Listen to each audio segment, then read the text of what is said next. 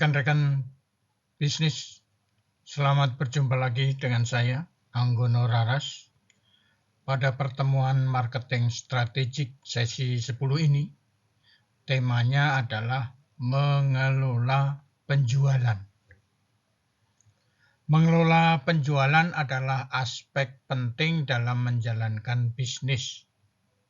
Dalam video ini, saya akan memberikan tips dan strategi untuk membantu Anda mengelola penjualan dengan efektif. Selamat mengikuti video ini. Mengelola penjualan adalah salah satu aspek penting dalam menjalankan bisnis. Bagaimana Anda mengatur penjualan Anda dapat mempengaruhi kesuksesan bisnis Anda secara keseluruhan. Dalam video ini, saya akan memberikan tips dan strategi untuk membantu Anda mengelola penjualan dengan efektif. Ada beberapa cara yang dapat dilakukan. Cara pertama, menetapkan tujuan penjualan.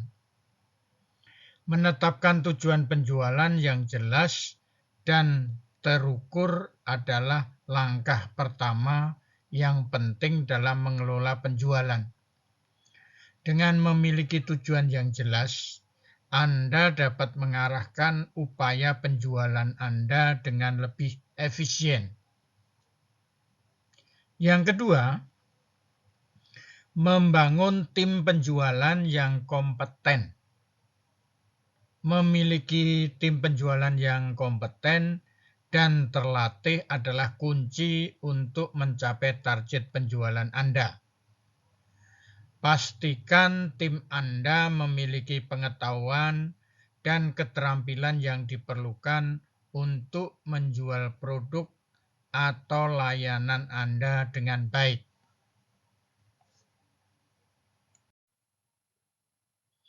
Yang ketiga, menggunakan sistem manajemen penjualan. Menggunakan sistem manajemen penjualan yang baik dapat membantu Anda mengatur dan melacak proses penjualan dengan lebih efektif. Pilihlah sistem yang sesuai dengan kebutuhan bisnis Anda. Kemudian yang keempat, menganalisis data penjualan. Mengumpulkan dan menganalisis data penjualan adalah langkah penting dalam mengelola penjualan. Dengan menganalisis data, Anda dapat mengidentifikasi tren penjualan, peluang baru, dan area yang perlu ditingkatkan. Yang kelima, meningkatkan layanan pelanggan. Layanan pelanggan yang baik dapat membantu meningkatkan penjualan Anda. Pastikan Anda memberikan pelayanan yang ramah, responsif, dan berkualitas kepada pelanggan Anda. Jadi rekan-rekan bisnis semua, dengan menerapkan tips dan strategi ini, Anda dapat mengelola penjualan dengan lebih efektif dan meningkatkan kesuksesan bisnis Anda. Selamat mengelola penjualan.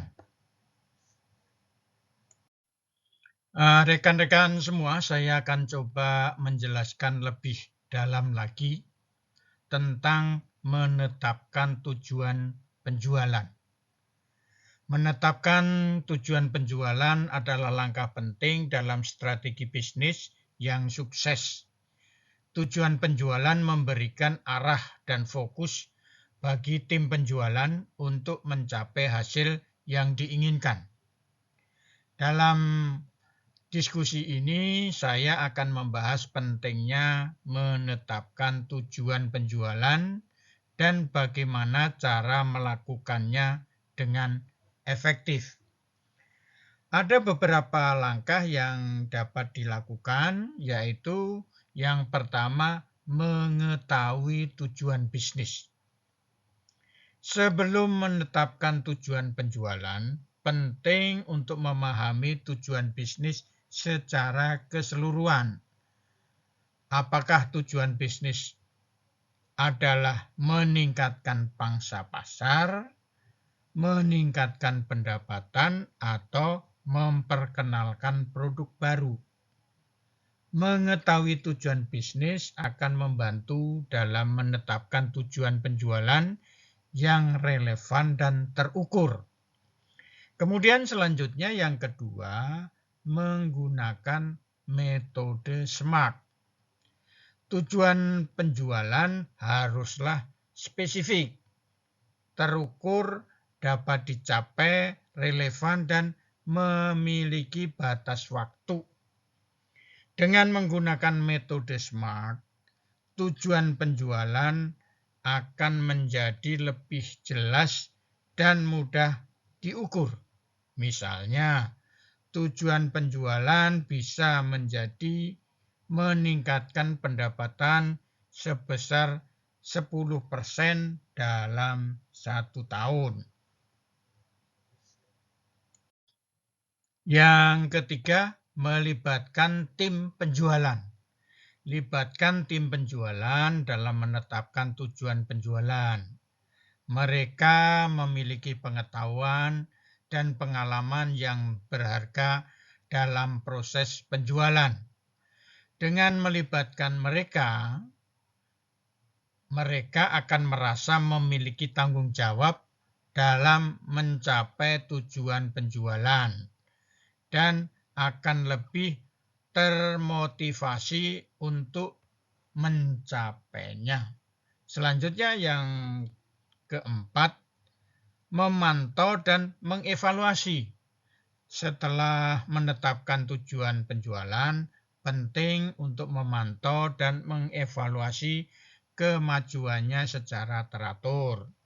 Lakukanlah analisis terhadap hasil penjualan dan identifikasi area yang perlu diperbaiki. Jika tujuan penjualan tidak tercapai, evaluasi kembali strategi dan tindakan yang dilakukan. Jadi dengan menetapkan tujuan penjualan yang jelas dan terukur, bisnis Anda akan memiliki arah yang jelas. Dan tim penjualan akan lebih termotivasi untuk mencapainya. Jangan lupa melibatkan tim penjualan dalam proses ini dan terus memantau kemajuan penjualan.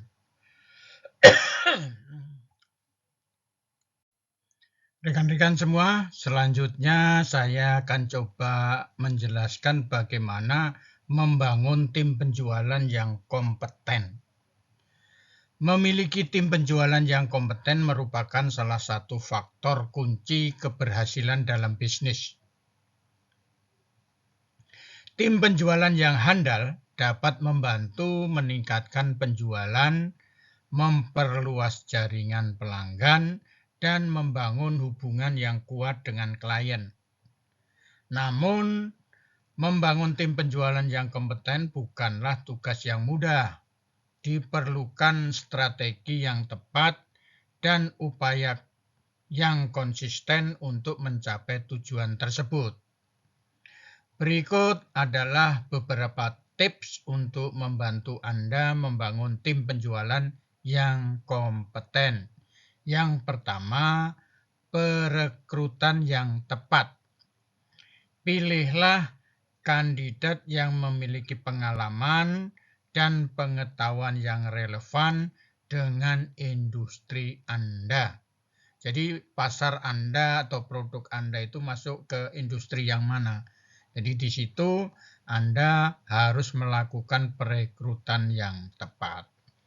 Pastikan mereka memiliki keterampilan komunikasi yang baik dan kemampuan untuk bekerja dalam tim. Pelatihan dan pengembangan. Berikan pelatihan yang kontinu kepada tim penjualan Anda. Dengan memperkuat keterampilan mereka, mereka akan menjadi lebih percaya diri dan efektif dalam menjual produk atau layanan Anda. Komunikasi yang efektif penting untuk memiliki komunikasi yang terbuka dan jelas dengan tim penjualan Anda. Berikan umpan balik secara teratur dan dorong mereka untuk berbagi ide dan masukan. Dengan mengikuti tips ini, Anda dapat membangun tim penjualan yang kompeten dan sukses. Ingatlah bahwa membangun tim penjualan yang kuat adalah investasi jangka panjang yang akan membantu bisnis Anda tumbuh dan berkembang. Kemudian menggunakan sistem manajemen penjualan. Bisnis yang sukses tidak hanya bergantung pada produk atau layanan yang berkualitas, tetapi juga pada efisiensi operasionalnya.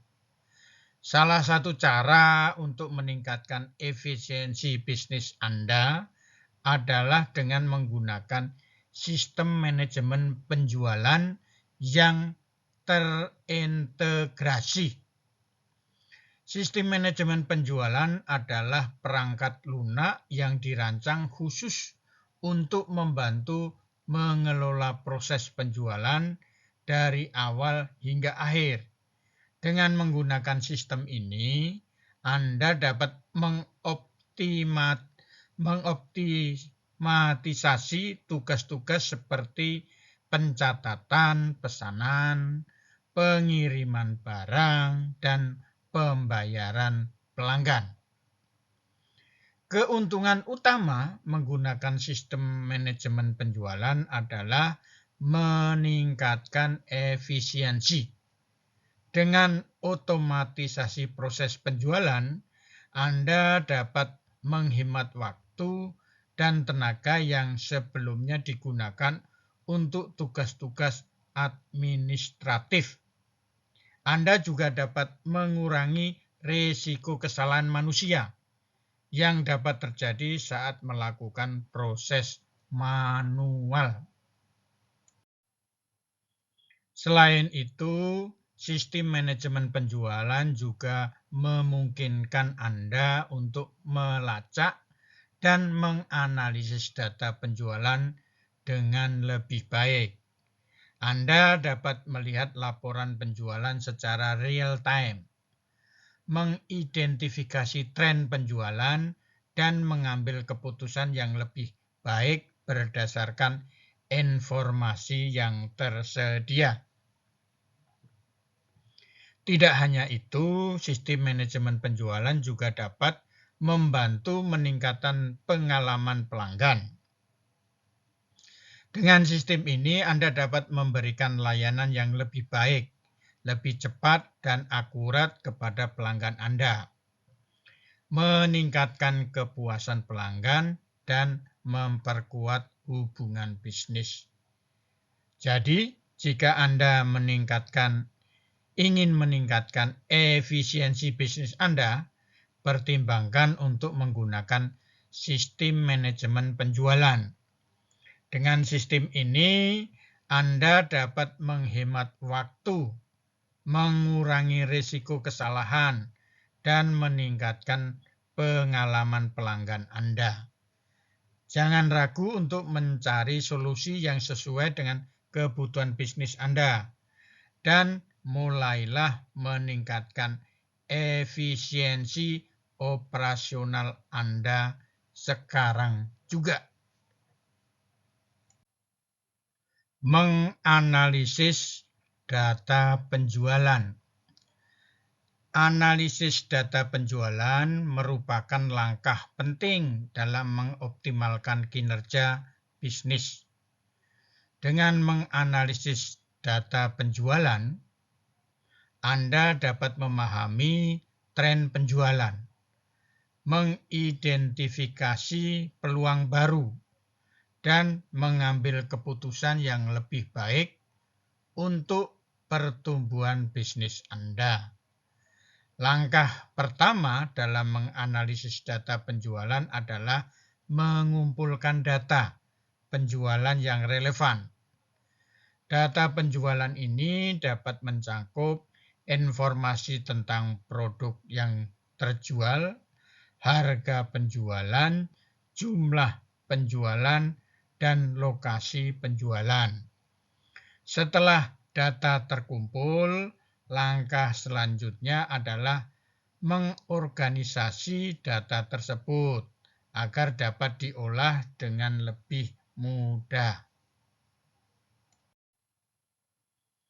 Setelah data penjualan terorganisir, langkah selanjutnya adalah melakukan analisis data. Ada beberapa metode yang dapat digunakan dalam analisis data penjualan, seperti analisis tren, analisis segmentasi, dan analisis perbandingan. Dalam analisis tren, Anda dapat melihat perubahan penjualan dari waktu ke waktu untuk mengidentifikasi tren penjualan yang mungkin terjadi. Dalam analisis segmentasi, Anda dapat membagi data penjualan menjadi kelompok-kelompok yang lebih kecil untuk melihat pola penjualan yang berbeda-beda.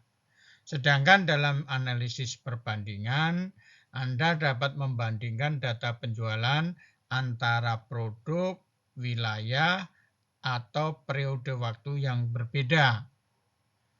Setelah melakukan analisis data penjualan, langkah terakhir adalah mengambil tindakan berdasarkan hasil analisis.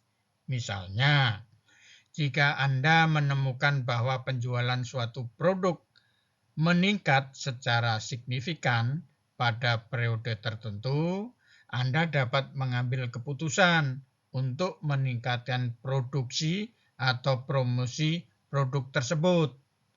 Atau jika Anda menemukan bahwa penjualan di suatu wilayah tertentu lebih rendah dibandingkan wilayah lain, Anda dapat mengambil tindakan untuk meningkatkan pemasaran di wilayah tersebut.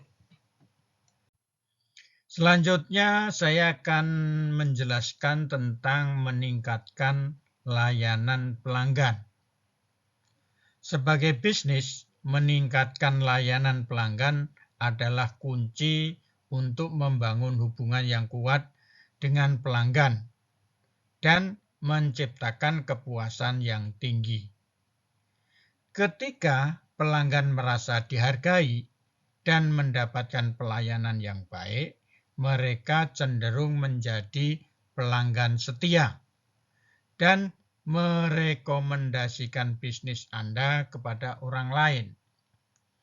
Ada beberapa langkah yang dapat Anda ambil untuk meningkatkan pelayanan pelanggan. Yang pertama, dengarkan dengan baik. Dengarkan dengan seksama apa yang diinginkan, dibutuhkan oleh pelanggan Anda. Jangan hanya mendengarkan, tetapi memahami dan mengambil tindakan yang sesuai. Yang kedua, tanggap dan cepat. Tanggapi pertanyaan, keluhan, dan masukan pelanggan dengan cepat dan efisien. Jangan biarkan mereka menunggu terlalu lama atau merasa diabaikan. Berikan pelatihan yang baik kepada karyawan. Pastikan karyawan Anda memiliki pengetahuan yang cukup tentang produk atau layanan yang Anda tawarkan, sehingga mereka dapat memberikan informasi yang akurat dan membantu pelanggan dengan baik. Dengan menerapkan langkah-langkah ini, Anda dapat meningkatkan layanan pelanggan dan membangun hubungan yang kuat dengan mereka. Ingatlah bahwa pelanggan adalah aset berharga bagi bisnis Anda. Dan memberikan pelayanan yang baik adalah investasi jangka panjang yang akan membantu Anda meraih kesuksesan. Rekan-rekan semua, sekarang saya akan coba menjelaskan tentang bagaimana mendapatkan posisi pasar. Rekan-rekan semua, dari sudut pandang kompetitif, perusahaan dapat memperoleh saham atau pelanggan ya dengan menggunakan 3 inti strategi. Yang pertama, mengambil pelanggan dari pesaing yang sudah melayani pasar yang ada. Yang kedua, menumbuhkan pasar dengan menarik pelanggan baru ke dalam kategori yang kita kembangkan. Yang ketiga, menciptakan pasar baru, yaitu terkenal dengan istilah strategi laut biru atau Blue Ocean Strategy. Strategi mengambil pelanggan perusahaan lain dasarnya adalah aktivitas perusahaan yang bertujuan untuk menarik pelanggan dari pesaingnya daripada mencoba menarik pelanggan yang baru ke kategori produk. Sebagai contoh, Apple menargetkan pengguna Windows.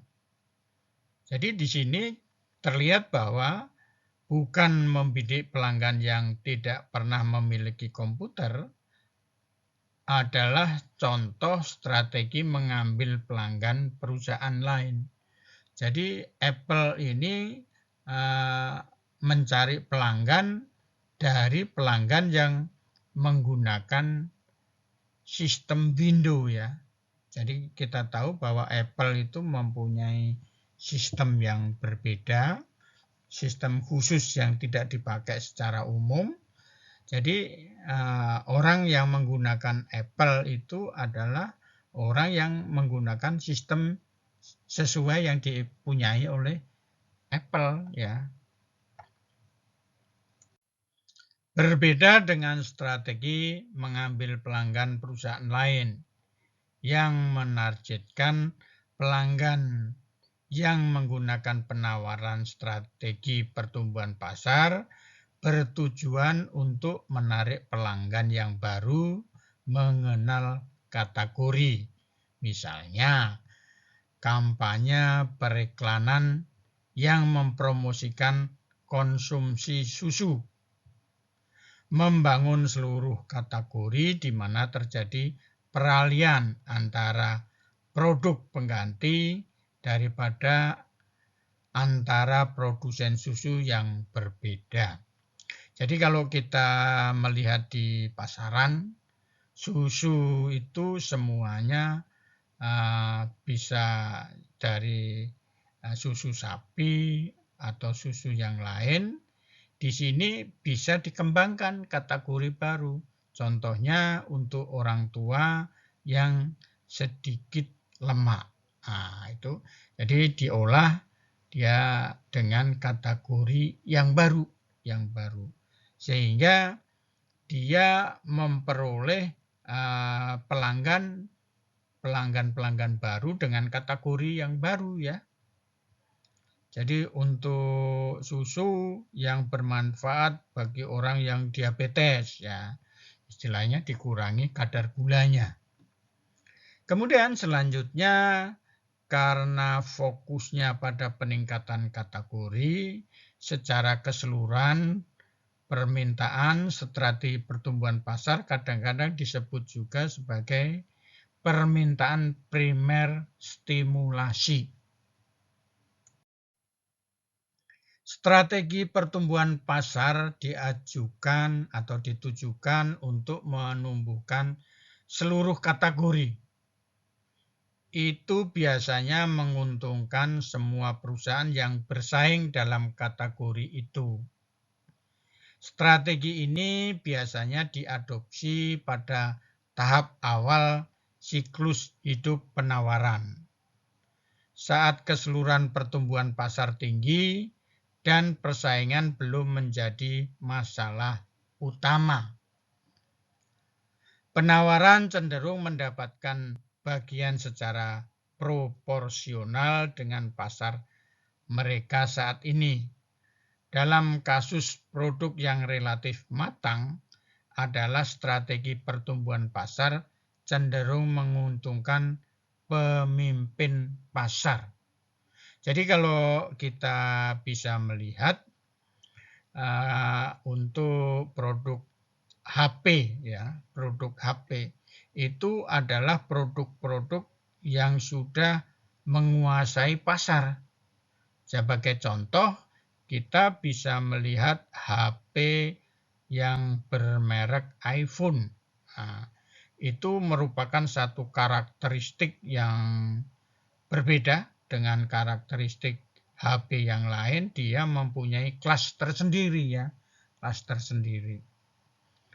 Dan orang yang menggunakan kelas-kelas HP tersebut mempunyai suatu kebanggaan tersendiri ya. Mungkin karena satu harganya mahal, tidak semua orang bisa menggunakannya. Walaupun dia belinya dengan kredit ya.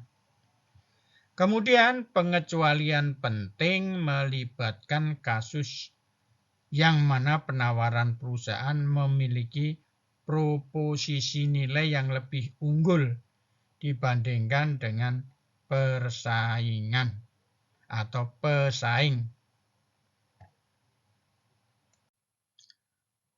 Baik, rekan-rekan semua, saya akan coba menjelaskan strategi inovasi pasar.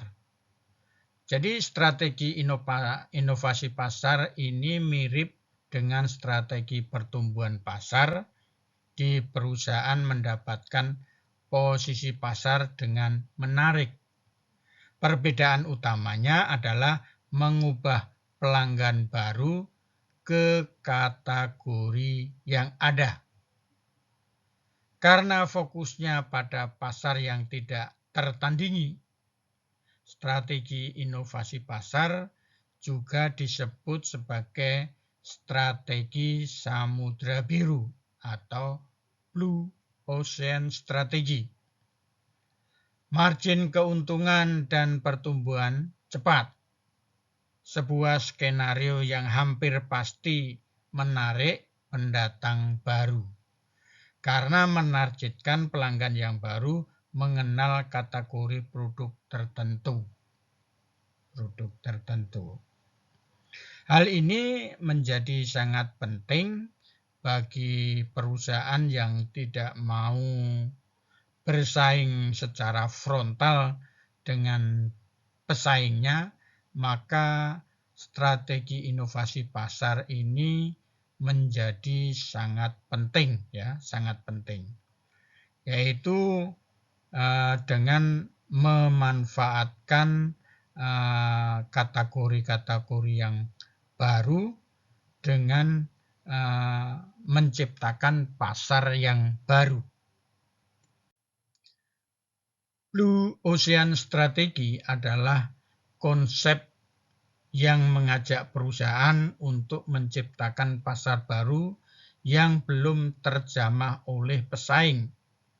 Dalam strategi ini, perusahaan mencari celah di pasar yang belum dieksplorasi dan menciptakan nilai tambah yang unik bagi pelanggan. Salah satu contoh Blue Ocean strategi yang sukses adalah Nintendo dengan produknya Wii. Pada saat itu, industri game kontrol atau game konsol didominasi oleh Sony dan Microsoft.